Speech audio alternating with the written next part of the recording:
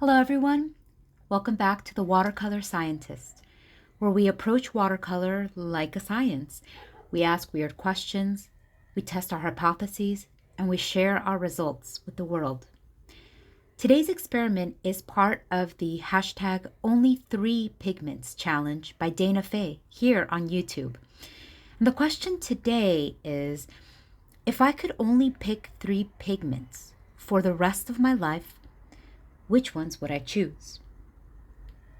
Now, my hypothesis is if I pick pigments based on transparency, lightfastness, value range, and mixing potential, I'll end up with a set that's not only practical but also beautiful, both in the ways that the paints themselves behave, but maybe more importantly, in the colors that they produce together. Because we're only picking a triad, though, I expect that there will be sacrifices made, maybe in value range, in hue range, or in granulation. And I just have to decide that based on what's important to me. As far as methods, as I said, I'm comparing these triads using 6 main factors. The value range. How light to dark can each pigment go?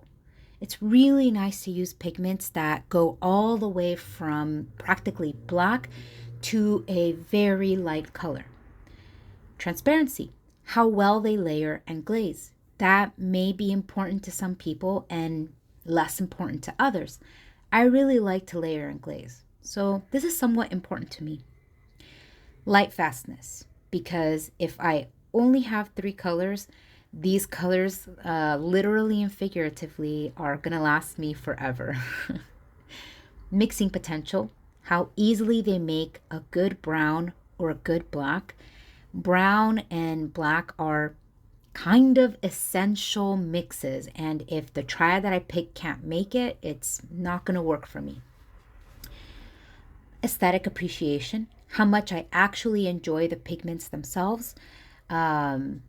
For example, technically a CMY triad, which is probably something like a cool yellow, maybe a PY151, a magenta, which is obviously a cool red, maybe like a PR122, and a cool blue, a phthalo blue, of course, PB15:3 would be the most versatile technically, but I don't really enjoy those 3 pigments together. They don't spark joy, and so I probably won't want to have these for the rest of my life, even though they do have vast mixing potential.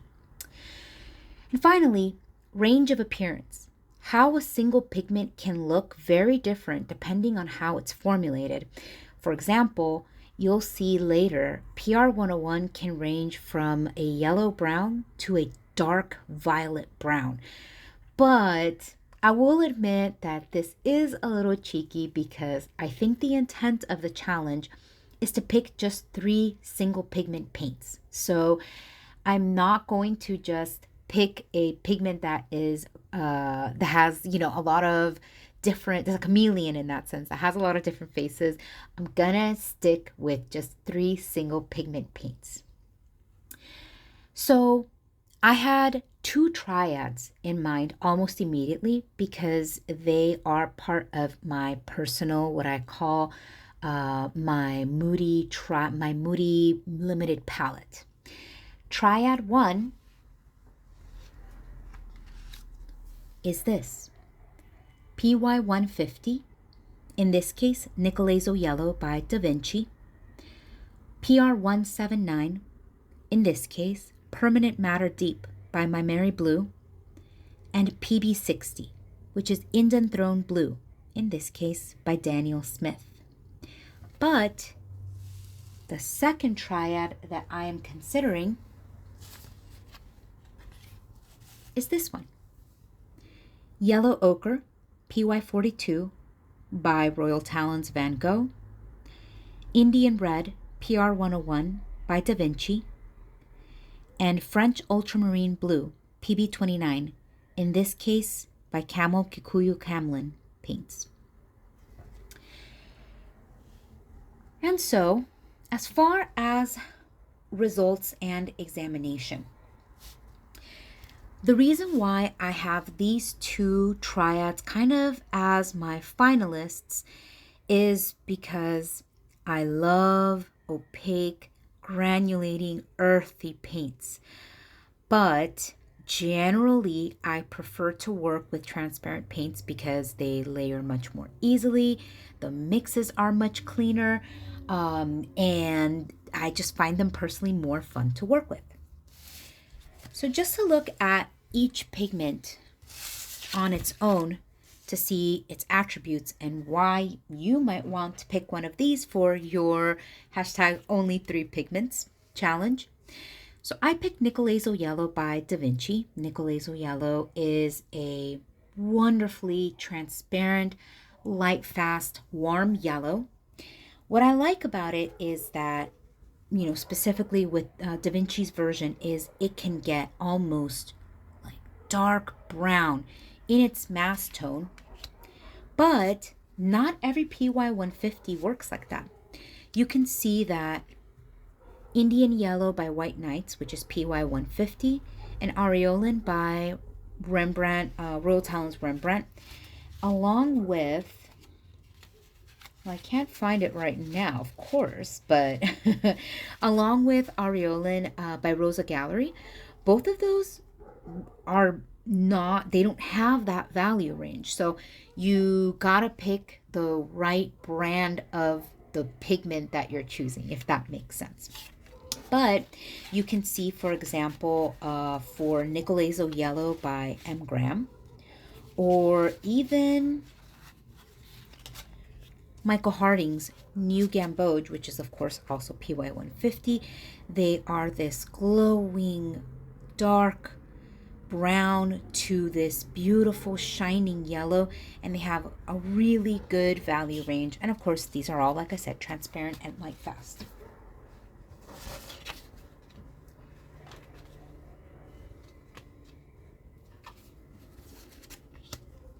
Perylene Maroon, in this case PR179 by Holbein, is a warm, slightly neutralized red.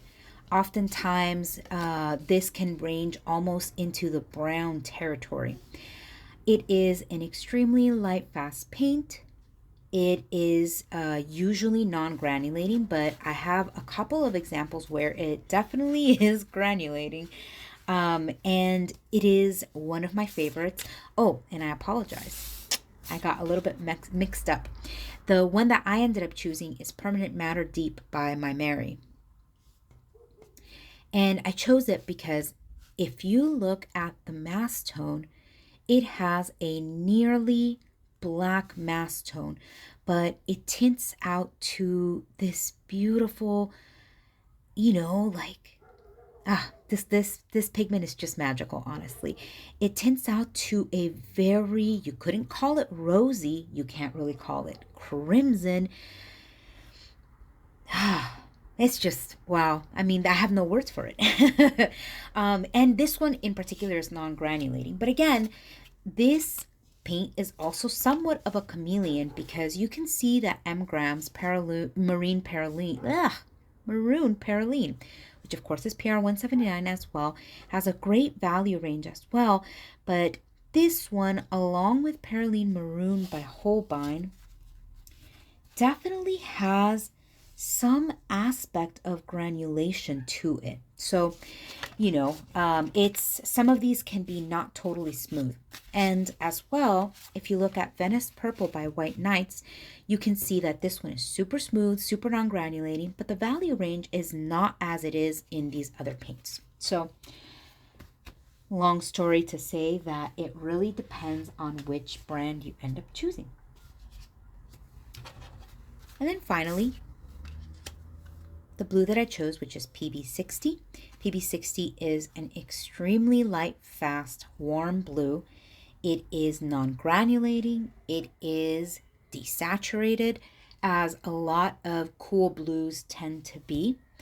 I love Indanthrone Blue because I love the mixes that it makes with Nicolazo Yellow, which is my favorite pigment of all time, essentially. But you can see that Daniel Smith's has an awesome value range. It tints out to a very beautiful warm blue.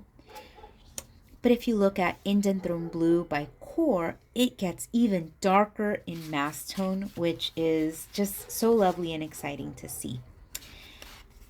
Delft Blue by Schminke does the same thing. But again, if you look at Indanthrone Blue by White Knights or Indanthrone Blue by Rembrandt, both of these don't have that same value range. Their mass tone is actually pretty light still. So interesting to see that as well. As far as the earthier, more opaque and granulating palette, I chose PY42 Yellow Ochre by Van Gogh. I like Van Gogh's Yellow Ochre a lot. I don't tend to like Van Gogh paints very much, unfortunately. I find them to be opaque and prone to muddy mixes, but you know, when you're already working with opaque paints, it's not as much of a big deal. PY42 is a synthetic, yellow ochre, and it is usually non-granulating or gently granulating. And I like it a little bit better than PY43 because it is a little bit more golden and tends to be more highly tinting. PY42 tends to be a very, a very homogeneous pigment in the sense that it looks very similar in the yellow ochre variation. You can find PY42 as a transparent yellow iron oxide as well, and of course that looks really different. Here we're seeing two examples of yellow ochre by My Mary and Mars Yellow by Daniel Smith.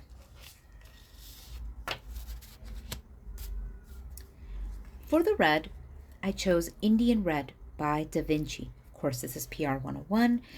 I really like this paint. I like it a lot because while I have an appreciation for English red, Venetian red, they tend to be a little bit too orange for my taste. And Caput Mortuum, which is another one of my favorite paints, was a little bit too on the desaturated side for me to want to use it for the rest of my life in a limited palette. So Indian Red was perfect in this case. It has a very decent value range. It doesn't get all the way to very, very dark red or black. But what it lacks in value range, it makes up for in opacity. You can see that it is practically completely covering the line in some places here. And I really like this pigment, PR 101 in general, because as I was mentioning earlier about chameleon pigments, PR 101 can range from brown, really like a raw sienna. In this case, raw sienna by Shinhan PWC is PR 101. To light red, this is Holbein's light red. It of course can make a more modern burnt sienna. Burnt sienna used to be made by PBR7 almost exclusively, and because PR 101 is a much cheaper pigment, it's often made with PR 101. Not that I'm knocking it, because Shinhan's burnt sienna is one of my favorites as well. It can go very red, orange, and transparent, like Transparent Red Oxide by M. Graham. It can go red, brown, and granulating, like Transparent Red Oxide by Core. It can go to a burnt umber that granulates beautifully, like Transparent Brown Oxide by Daniel Smith. It can go to a purple-pink color hue, like Violet Iron Oxide by Da Vinci, which is one of my favorite all-time paints. It can even go all the way to a beautiful dark chocolatey brown, like Mars Brown by My Mary Blue. And finally, French Ultramarine Blue. And this one is by Camel Kikuyu Camlin, which, as a quick aside, is a paint that I highly recommend. It is very affordable, quite opaque, and not very light fast, but great for students or beginners like myself. This ultramarine blue, I mean, everybody has it on their palette. I have a bajillion of these because they come in any palette that I've ever bought. It is an incredibly light, fast, incredibly granulating paint most of the time. This one is actually quite granulating, but I don't think I used enough water in this particular swatch. But very, very lovely paint. And ultramarine can look a lot of different ways depending on how finely it's milled and its formulation. It can go from a very purple leaning, basically a very warm blue hue, like Ultramarine Deep by Van Gogh, which is a much cheaper version of Winsor and Newton's Smalt Blue, which is another pigment I'm very obsessed with. It can be very deeply granulating, like French Ultramarine Blue by Utrecht or French Ultramarine by Schminke. I mean, look at that texture. It's wild. I am never going to say an ultramarine is too textured, but it's textured. Let's just put it that way. It can be an incredibly smooth, kind of perfect middle blue, like French Blue by Paul Rubens. This is the 5th generation paints, or Ultramarine Blue by M. Graham, which is one of my favorite smooth ultramarines. And finally, it can be very, very cool and incredibly smooth and non-granulating, like Ultramarine Light by Roman Schmal. As far as making the decision between these two triads, of course, we gotta look at the mixes. So let's look at Triad 1, which remember is PY150, PR179, and PB60. So, gosh, what can be said about these mixes? They're so beautiful. You get very clean, vibrant mixes. The pigments in and of themselves are incredibly beautiful. And mixed together, the oranges are very fiery and bright. Your typical burnt orange. The purples are very muted and almost smoky. You're never going to get a bright purple here, because you're mixing a warm red and a warm red and a warm blue. The greens, even though you're mixing a warm blue with a warm yellow, which you wouldn't think that you would get a good green, you do. You get really beautiful, natural, and believable greens. Together, you can see that you can make a cool brown, similar to a raw umber, and you can make a warm brown, similar to a burnt umber. And what I really like about it is that all three together make a very deep, inky, transparent black. And you can see here on this mass tone that when it's very concentrated, it is essentially black. I really, really love this triad. The sacrifice here is you don't get any bright purples, you don't get any bright oranges. But I don't really like vibrant purples, and I don't like vibrant oranges, and I essentially never paint with those hues. So I'm kind of okay with that, especially since for mixing purposes, I find neutralized oranges easier to work with, since I'm almost always only using them either to make black or to make a burnt sienna or burnt umber type of situation.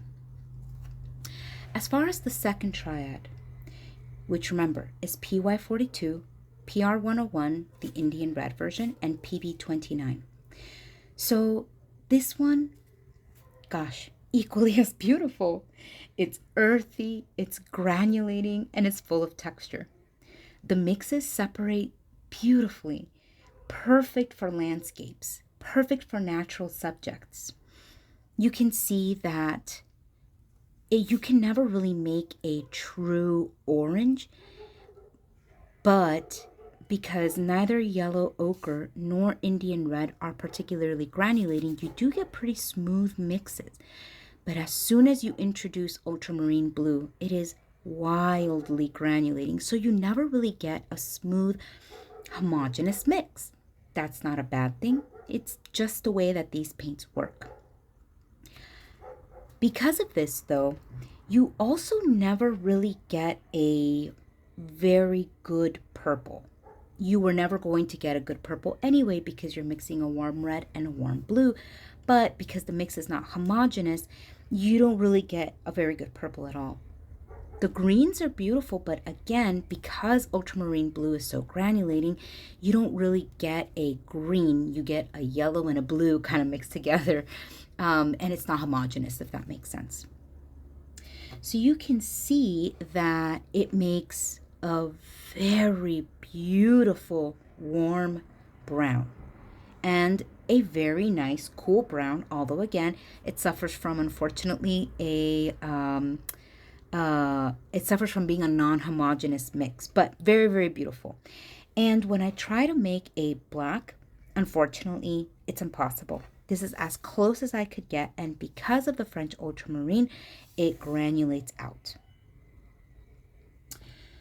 So, I have to say that I do love the texture in Triad too, but because I always feel like I can add texture later with salt, with granulation medium even, or even adding texture with texture tools like scraping tools or cotton balls or even saran wrap.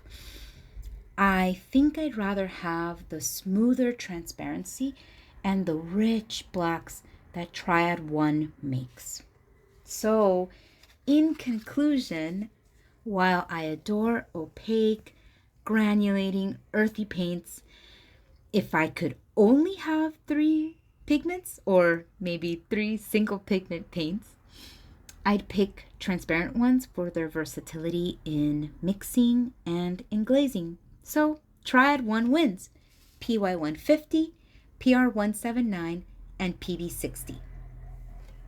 Now, of course, there are endless ways to approach this challenge. You might pick a traditional primary triad like I did. You might pick an earthy triad like the one, like Triad 2, or maybe try raw sienna with Indian red and cobalt blue, which is a very much loved triad for myself as well. You can try a transparent earthy set like transparent yellow iron oxide, imidazolone brown, which is PBR 25, and PB 60. You can try a triad that is made of secondary colors. Maybe you can try something like transparent pyro orange, PO 71, with quinacridone purple, PB 55, and phthalo green, PG 7. I think all of those have so much potential to be super fun, and if those are the 3 pigments that you choose to be, for the rest of your life, I really commend you for that. I really like exploring primary triads. It is something that I do a lot, and I have an upcoming primary triad series exploring different potentials, drawbacks, benefits of different triads, and exploring the intricacies and the details around picking warm versus cool triads. So if that sounds interesting to you, stay tuned for that and definitely do subscribe. So in the end, thanks for joining me on this wonderful experiment, and thank you so much to Dana Faye for their hashtag only3pigments challenge. If you enjoyed this video, do please subscribe, and of course, it goes without saying, please share your own hashtag only3pigments pics in the comments, and go back to Dana Faye's video, which is linked in the description, to go over there and put your comment in there as well. And remember, approach watercolor like a science. Ask weird questions. Test your hypothesis. and then share your results with the world. Bye.